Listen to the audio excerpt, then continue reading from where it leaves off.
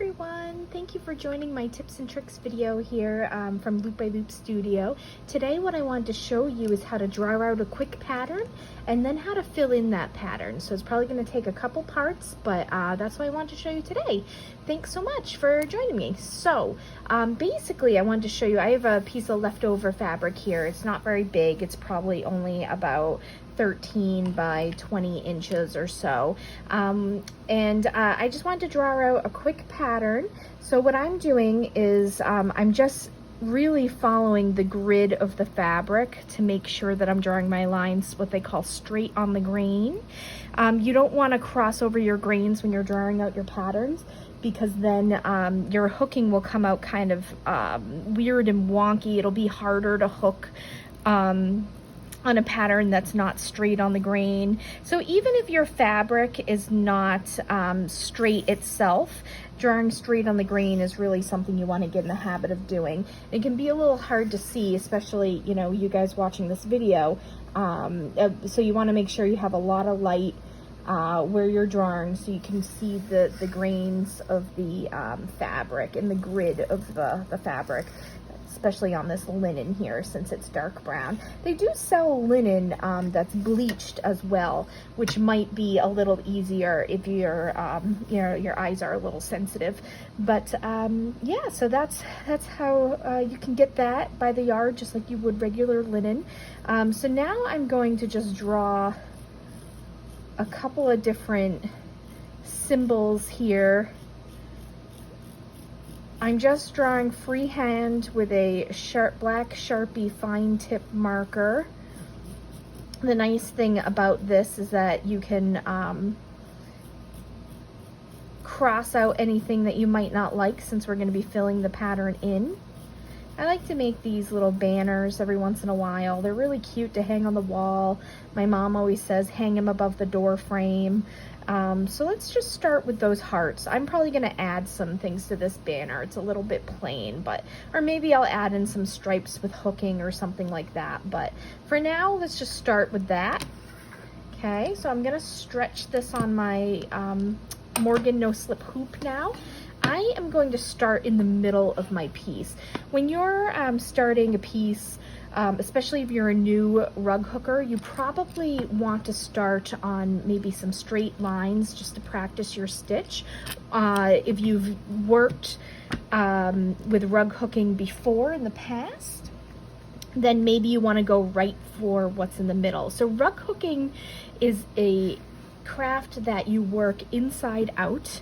So you want to work on the things that require the most details first, so that you can get the shape accurate and then fill in your background. This matters less if you're doing something like a landscape or something that's a little more abstract. So let me grab my variety of wools that I have here. You can see there's plenty of stuff in this basket, but what we're going to be working with is a number 8 wool fabric strip. Number 8 wool fabric strip is 1/4 of an inch wide, so it's quite wide, and you can see much wider than my Sharpie marker lines there. So knowing this, I can do one of two things. I can hook on the line of my piece, or I can hook right inside the line of my my subject matter rather.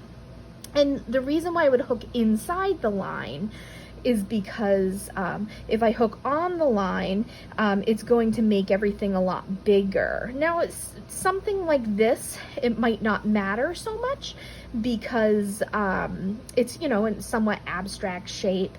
But when you're doing something more detailed, it's probably best to hook inside the line so that everything doesn't get a lot bigger and then you have less control over the shape. So actually it does sort of make a little bit of a difference here on the smaller heart, because I know that I want this space here just as a design choice. So I'm going to hook inside this little heart and then inside this little heart.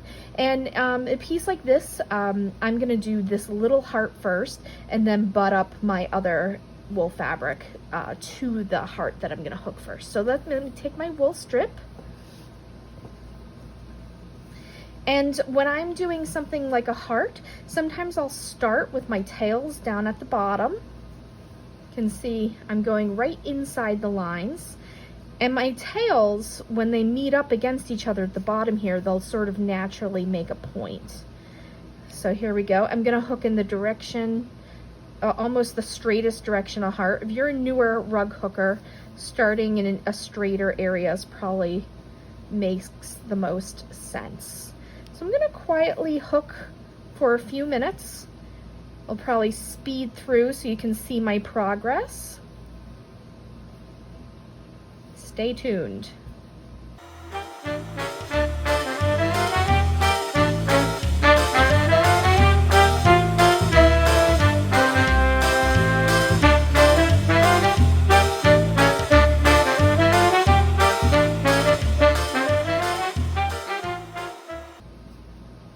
Okay, so now I've come to the end here.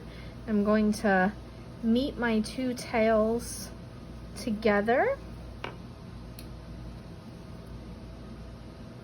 and trim them. So I have that little blue tail point out there, acts as the point of my heart. And trim all my other ends. And now you can see, if you look closely, how I hooked inside the line. It just makes that shape the correct size. Now I'm gonna do the same thing on the larger heart.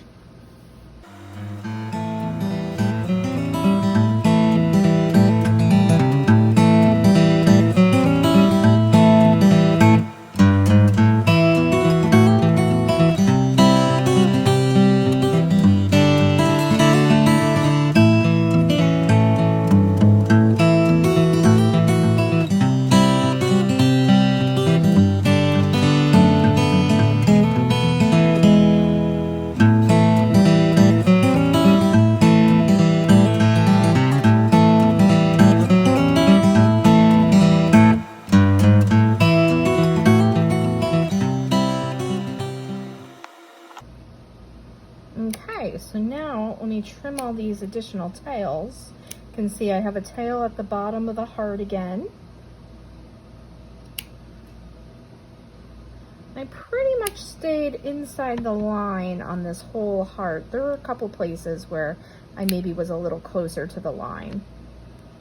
But I just make a judgment call as I'm hooking to see if it looks correct and accurate to me, if the shape makes sense. And to me it does. It looks like a pretty good heart. So you might be wondering now, how do you fill in the space within your heart or whatever object or subject matter that you're hooking? So because these are a 1/4 inch wide, these wool fabric strips, we're not going to hook right next in the very next hole, because your strip wouldn't have enough space to exist. So we have to accommodate that whole 1/4 inch. So instead of hooking right up next to my previous hooking, I'm gonna skip a couple holes. So I'm gonna go about 2 holes over. So let me show you that. So I don't really count, I just sort of guesstimate. Here we go.